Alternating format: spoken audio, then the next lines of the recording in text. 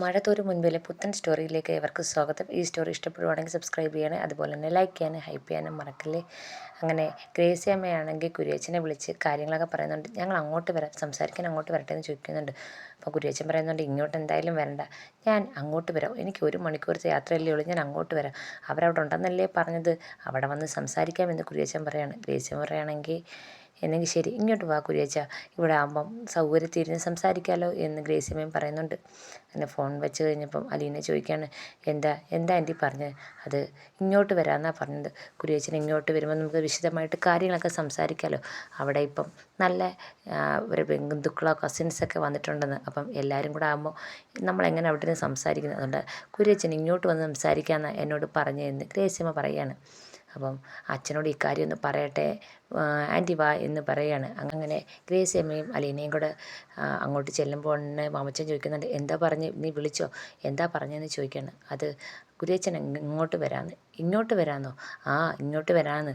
അവിടെ അങ്ങോട്ട് ചെല്ലണ്ട, അവിടെ വേറെ ആരാണ്ടൊക്കെ ഉണ്ടെന്ന്, അതുകൊണ്ട് ഇങ്ങോട്ട് വരാം, ഇപ്പം 1 മണിക്കൂറിനകം എത്താമെന്നാണ് പറഞ്ഞതെന്ന് പറയാണ്. അപ്പം ബാലേന്ദ്രൻ പറയാണ്, അവർക്ക് ബുദ്ധിമുട്ടായോ എന്ന് ചോദിക്കുകയാണ്. എന്തായാലും ഇങ്ങോട്ട് വന്ന് സംസാരിക്കാമെന്ന് പറഞ്ഞല്ലോ ബാലേന്ദ്ര എന്ന് മാമച്ചൻ പറയുന്നുണ്ട്. ഇപ്പോൾ ഉടനെ എത്തും. കുര്യച്ചനോട് കാര്യങ്ങളൊക്കെ പറഞ്ഞാൽ കുര്യച്ചൻ്റെ മരുമോളുടെ അച്ഛനാണ് ഈ DYSP. അപ്പം കുര്യച്ചൻ എന്ത് പറഞ്ഞാലും മരുമോൾ കേൾക്കും, കാരണം അവരുടെ വിവാഹത്തിന് ഏറ്റവും കൂടുതൽ സപ്പോർട്ട് ചെയ്ത ഈ കുര്യച്ചനാണേ. അതുകൊണ്ട് കുര്യച്ചൻ എന്ത് പറഞ്ഞാലും മരുമോൾ കേൾക്കും. മരുമോളാണെങ്കിൽ അച്ഛനോട് പറഞ്ഞ ന്യായമുള്ള കാര്യത്തിലാണെങ്കിൽ DYSP സാറ് നടത്തി കൊടുക്കും. അങ്ങനെയാണ് അലീനയുടെ കാര്യം അന്ന് നടന്നത്. അപ്പോൾ എന്തായാലും ബാലേന്ദ്രനൊന്ന് സംസാരിച്ച് നോക്കൂ എന്ന് പറയാണ്. അന്നേരം ബാലേന്ദ്രൻ പറയാണ്, എന്തായാലും വരാമെന്ന് പറഞ്ഞല്ലോ, കണ്ട് കാര്യങ്ങൾ സംസാരിക്കാം എന്ന് ബാലേന്ദ്രൻ പറയാണ്. ഈ സമയത്താണെങ്കിൽ വൈജയെ കാണാൻ ബബിത എത്തിയിരിക്കുകയാണ്. അപ്പം ബബിതയോ, നിന്നെ എന്താ ഇതുവരെ കോളേജിൽ പോകാൻ തുടങ്ങിയില്ലേ എന്ന് വൈജ ചോദിക്കുകയാണ്. അപ്പം ബബിത പറയാണ്, ഇല്ല ഞാൻ ഇതുവരെ പോകാൻ തുടങ്ങിയില്ല, കൃഷ്ണ പോകാൻ തുടങ്ങി, അവളിപ്പം പോയിട്ട് സ്കൂളിൽ നിന്ന് പോയിട്ട് വന്ന്, അന്നേരം ഞാനിങ്ങോട്ട് വന്നതാണെന്ന് ബബിത പറയുകയാണ്. എന്താ അവൾക്കിന്ന് പഠിത്തം ഇല്ലായിരുന്നോ എന്ന് ചോദിക്കുകയാണ്. അത് സാർ അങ്ങോട്ട് കുഴഞ്ഞു വീണ് മരിച്ചു, അതുകൊണ്ട് അവൾക്ക് പഠിത്തമില്ല, ഉച്ചവരെ പഠിത്തമില്ല, ഉച്ചയ്ക്ക് 2 മണിയാകുമ്പോൾ പോകണമെന്ന് എന്നോട് പറഞ്ഞെന്ന് വൈജ എടുത്ത് ബബിത പറയാണ്. ആ, നീ ഇങ്ങനെ കോളേജിൽ പോകാതെ വീട്ടിൽ കയറി ഇരുന്നോ, പഠിക്കൊന്നും വേണ്ടല്ലോ എന്ന് പറയാണ്. ഇങ്ങനെ പുറത്തിറങ്ങാനാ, രോഹിത്തേട്ടൻ്റെ നാണക്കേടോർത്ത് പുറത്തിറങ്ങാൻ എനിക്ക് വയ്യ, കോളേജിൽ പോയി കഴിഞ്ഞാൽ പിള്ളേരെല്ലാം കൂവി നാറ്റിക്കുമെന്ന് പറയാണ്. വൈജ പറയണം, അവളവിടെ ഇല്ലയോ അലീന, അവൾ വീട്ടിൽ കാണത്തില്ലയോ എന്ന് ചോദിക്കുകയാണ്. അവളവിടെ ഇല്ല, അച്ഛനുമായിട്ട് എറണാകുളത്ത് പോയേക്കുവാ. എറണാകുളത്തോ? ആ, അത് രോഹിത്തേട്ടൻ നിരപരാധിയാണെന്ന് അലീനയോട് ശരണ്യ പറഞ്ഞെന്നാ അറിയാൻ കഴിഞ്ഞ്. അപ്പം എങ്ങനെയെങ്കിലും രോഹിത്തേട്ടനെ രക്ഷിക്കാൻ പറ്റുമെന്ന് അറിയാൻ വേണ്ടി അന്ന് അലീനെ രക്ഷിച്ച ആ DYSP ഉണ്ടല്ലോ, അവരെ കാണാൻ പോയെന്നാണ് ഞാൻ അറിഞ്ഞത് എന്ന് ബബിത പറയാണ്. അപ്പം വൈജ പറയാണ്, ഓ, അവളുടെ ഔദാര്യം കൊണ്ട് എൻ്റെ മോൻ രക്ഷപ്പെടേണ്ട വരുമോ?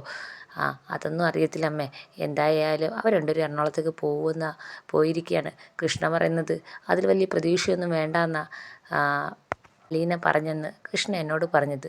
അപ്പോൾ വൈജ പറയുകയാണ്, ഓ, ഇനി അവളുടെ ഔദാര്യത്തിൽ എൻ്റെ മോൻ രക്ഷപ്പെട്ട് കഴിഞ്ഞാൽ പിന്നെ അതും കൂടെ സഹിക്കാൻ വയ്യ എന്ന് വൈജ പറയാണ്. അപ്പോഴും വൈജയ്ക്കാണെങ്കിൽ മോൻ രക്ഷപ്പെട്ടാലും ഇല്ലെങ്കിലും ഒരു പ്രശ്നമില്ല, അലീനയുടെ തോക്കാൻ വയ്യ, അത് മാത്രമേ ഉള്ളൂ വൈജയുടെ പ്രശ്നം.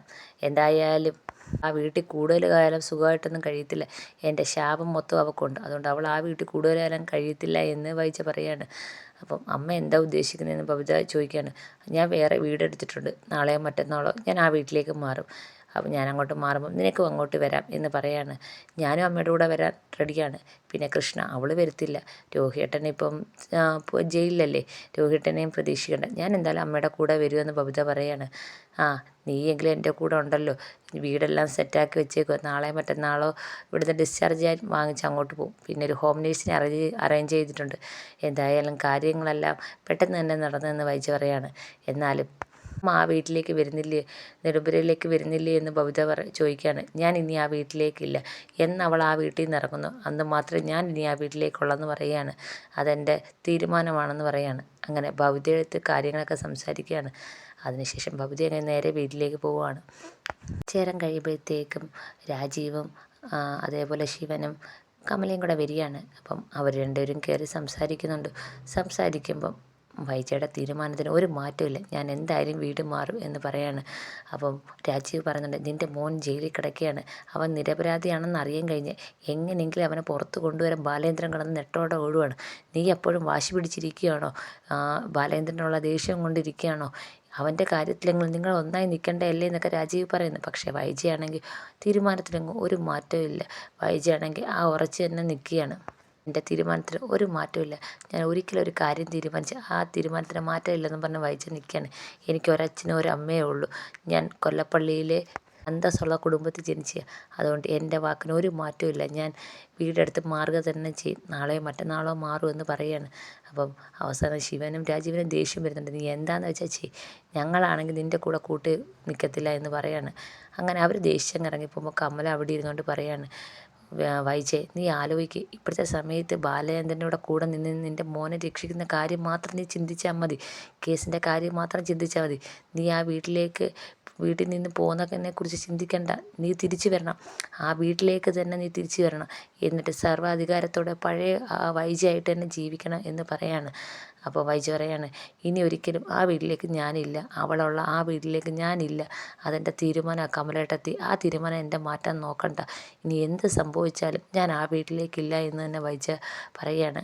അപ്പം കമല പറയാണ്, രണ്ട് കാലും രണ്ട് കൈ ഒടിഞ്ഞ് കിടക്കുന്ന നീ എന്ത് ചെയ്യാനാ? അപ്പം എന്താ, ഞാനൊരു ഹോം നേഴ്സിനെ നിർത്തി അവരെന്നെ നോക്കിക്കോളും, കാശ് കൊടുത്താൽ എന്താ കമലേട്ടത്തി നടക്കാത്തത്? അതുപോലെ ഞാനങ്ങ് നടക്കും എന്ന് വൈജ പറയാണ്. പിന്നെ ബബിത എൻ്റെ കൂടെ വരുന്നെന്ന് അവൾ എന്നോട് പറഞ്ഞു. എന്തായാലും എൻ്റെ തീരുമാനത്തിൽ ഒരു മാറ്റവും ഇല്ലെന്ന് വൈജ തറപ്പിച്ച് പറയാണ്. അപ്പം കമല എന്തൊക്കെ പറഞ്ഞിട്ടും വൈജയുടെ തീരുമാനത്തിന് ഒരു മാറ്റവും ഇല്ല. വൈജ ആ തീരുമാനത്തിൽ തന്നെ ഉറച്ചിങ്ങനെ നിൽക്കുകയാണ്. അപ്പോൾ കമലയ്ക്ക് മനസ്സിലാവുന്നുണ്ട് ഇവിടുത്തെ ഒരു കാര്യവും പറഞ്ഞിട്ട് കാര്യമില്ലെന്ന്. കമലയും ദേഷ്യപ്പെട്ടാണ് പോകുന്നത്.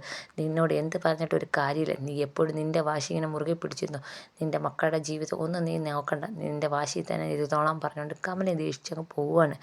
ഇതിന് ശേഷം നേരെ എറണാകുളത്താണെങ്കിൽ കുര്യച്ചനാണെങ്കിൽ വണ്ടി ഓടിച്ച് വരികയാണ്. കുര്യച്ചനെ കാണുമ്പോൾ ബാലേന്ദ്രനാണെങ്കിൽ പറയാണ്, ഞാനാണ് ബാലേന്ദ്രൻ, ഞാനാണ് എൻ്റെ അടുത്ത് സഹായം ചോദിച്ചു വന്ന ആളെന്ന് പറയാണ്. അപ്പം കുര്യച്ചൻ പറയാണ്, എന്നോട് കാര്യങ്ങളൊക്കെ ഗ്രേസിയമ്മ പറഞ്ഞിട്ടായിരുന്നു. പിന്നെ ഇത്രയും വലിയൊരു കേസിൽ നമ്മൾ ഇടപെടുമ്പം അതിൻ്റെ സത്യസന്ധമായ അവസ്ഥ നമുക്ക് മനസ്സിലാവണമല്ലോ, അതുകൊണ്ട് നേരെ ഞാൻ ഇങ്ങോട്ട് വന്ന് കാര്യം കേൾക്കാമെന്ന് ഗ്രേസിയമ്മ എടുത്ത് പറഞ്ഞത്. അങ്ങനെ ബാലചന്ദ്രൻ കാര്യങ്ങളൊക്കെ പറയാണ്.